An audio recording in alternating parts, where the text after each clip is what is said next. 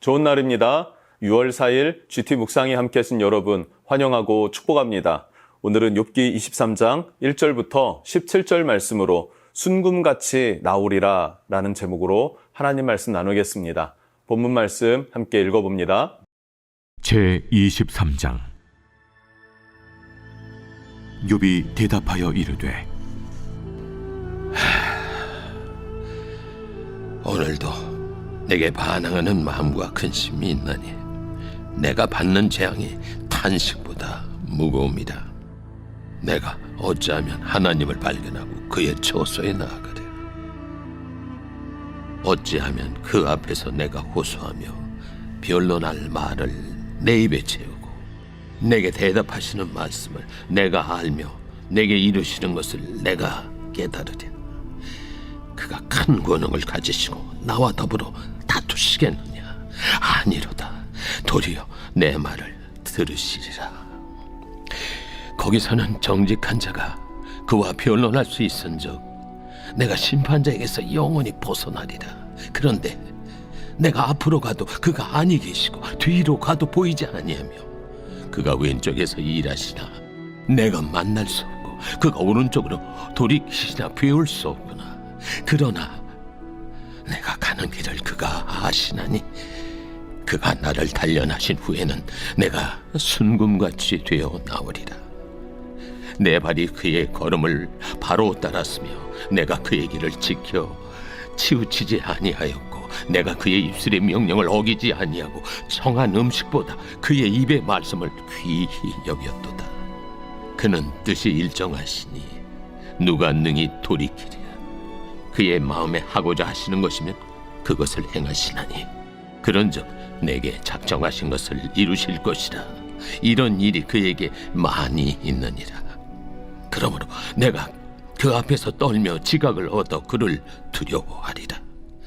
하나님이 나의 마음을 약하게 하시며 전능자가 나를 두렵게 하셨나니 이는 내가 두려워하는 것이 어둠 때문이나 흑암이 내 얼굴을 가렸기 때문이 아니로다.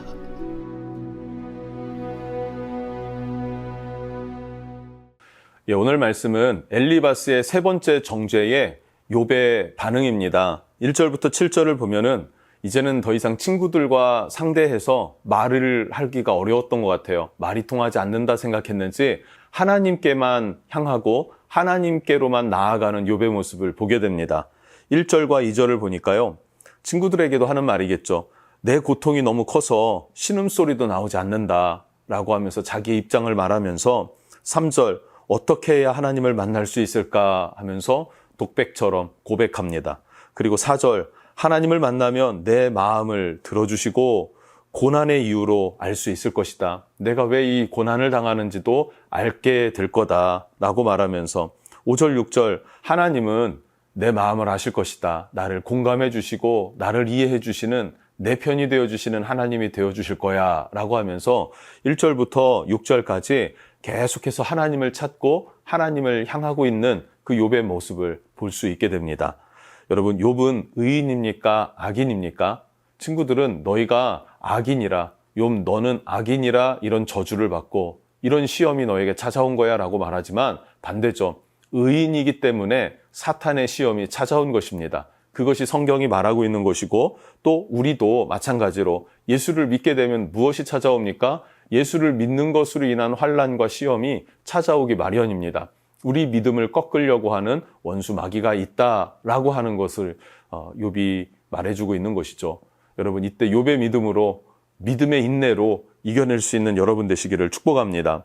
욥이 죄인이 아니라 의인이라는 증거는 또 이것이죠. 하나님을 찾더라 하는 거예요.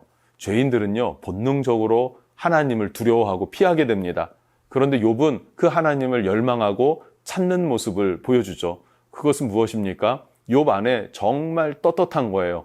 내가 하나님 앞에 범죄하지 않았다라고 하는 것에 대한 자부심이 있는 거예요. 물론 사람이 내 의가 의로워서가 아니라 하나님을 믿는 믿음으로 말미암아 이렇게 하면 죄가 사함받는다라고 하는 그 하나님의 법도를 따라 살았기 때문에 우리는 우리의 죄를 씻어내는 하나님의 법도가 무엇입니까? 예수 그리스도를 믿는 믿음이죠. 그 믿음으로 살아내서 하나님 앞에 당당히 설 수 있고 당당히 하나님을 찾을 수 있는 저와 여러분이 되었으면 좋겠습니다. 8절부터 10절까지 말씀으로 이어서 보면요. 고통이 계속되는 욥이에요. 그러면서 하나님은 침묵하십니다. 얼마나 답답하고 힘들겠습니까? 그럼에도 불구하고 그 하나님의 침묵 속에 고통스러운 시험 가운데에 영적인 비밀들을 하나씩 발견하는 그런 욥의 모습을 봅니다. 8절, 9절 말씀을 보면요. 내가 앞으로 전심으로 뛰어나가도 하나님을 찾을 수 없고 뒤로 뛰어나가도 하나님을 찾을 수 없더라. 왼쪽으로 뛰어나가도 하나님을 찾을 수 없고 전심으로 오른쪽을 향하여 나아가도 하나님을 찾을 수가 없었다라고 하는 거예요. 사방을 세상 어느 곳곳을 다 뒤집어서 내가 할 수 있는 최선을 다했는데도 하나님을 찾지를 못하겠다. 하나님을 만날 수 없어서 지금 낙심한 욥을 보게 됩니다. 10절. 그러나 침묵은 또 다른 답이지 않습니까? 여러분들이 카톡을 했는데 카톡 일자가 지워졌어요. 읽었는데 답이 없어요. 그러면은 바쁜가 보다 라고 하는 어떤 또 다른 답으로 우리가 해석되는 것 아니겠습니까?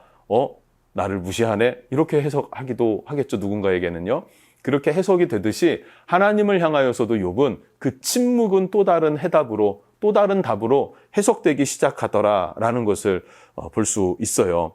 여러분, 신학적 용어 중에 숨어 계신 하나님이라는 표현이 있습니다. 숨어 계신 하나님. 지금 욥과 같은 상황이 우리에게도 다가올 때 얼마나 답답합니까? 하나님 응답이라도 해주셨으면 가라고, 아니면 서라고, 아니면 돌이키라고 뭐라고 말씀을 해주시면 그대로 하겠는데 라는 마음을 여러 번 먹지 않습니까? 그런데요, 정말로 그렇게 해주셨던 때가 있죠. 출애굽기입니다. 출애굽기에서는 하나님이 직접 그냥 옆에서 함께 걸어가 주시듯이 이스라엘과 광야를 걸어가 주셨죠. 홍해를 가르시고 바위에서 물이 나게 하시고 쓴물을 단물로 바꿔주시고 만나와 메추라기를 내려주시고 그렇게 인도하셨단 말이에요. 그리고 실제로 시내산에서 하나님께서 강림하시리니라 그래요. 너희에게 내가 강림하겠다. 얼굴과 얼굴을 백성들과 함께 마주하겠다라고까지 하셨어요. 그런데 그렇게까지 함께 하시고 살갑게 다가와 주신 주님, 그 하나님을 향하여서 이스라엘 백성들이 어떻게 했습니까? 금송아지를 만들어서 우상을 섬겼다라는 사실을 여러분 기억해야 합니다. 즉, 우리가 원할 때 하나님이 나타난다고 우리의 믿음이 좋아지지 않습니다. 그게 죄인의 속성입니다. 그래서 숨어있는 하나님이라는 의미가 나온 거예요. 예수님은 어떠셨습니까? 자신을 드러내지 않으셨죠. 자신을 그냥 십자가 위에서 내려오라 했을 때 십자가 위에서 그대로 내려와 갖고 하나님의 아들임을 딱 나타냈으면은 어떻게 됐을까요?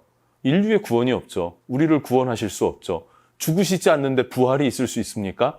우리가 다시 살아나는 부활의 소망도 없을 것이고 당연히 영원한 천국도 없을 것이고 우리를 대신한 죄 사함도 없게 되는 것입니다. 그래서 주님은 숨어 계시듯이 나타나지 않으세요. 그러나 나타나지 않는 그곳에서 우리를 향한 하나님의 열심이 우리를 구원하시더라, 우리를 인도하시고 이끄시더라 하는 사실을 여러분 꼭 믿고 기억할 수 있었으면 좋겠습니다.